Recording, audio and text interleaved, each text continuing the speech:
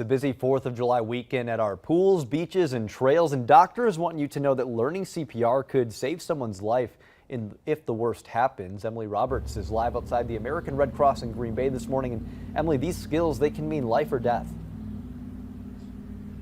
Absolutely, Emerson. You can help double, even triple someone's chances of survival by performing CPR right away before those paramedics arrive.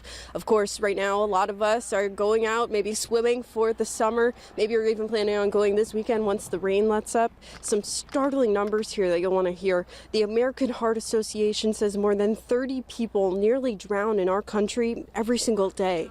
A third of those lead to death. Executive Director Rebecca Rockhill with the American Red Cross in our area says drowning can happen quickly within 20 seconds to a minute of a person struggling. She encourages everyone to get trained and certified in CPR because she says it could prevent tragedy.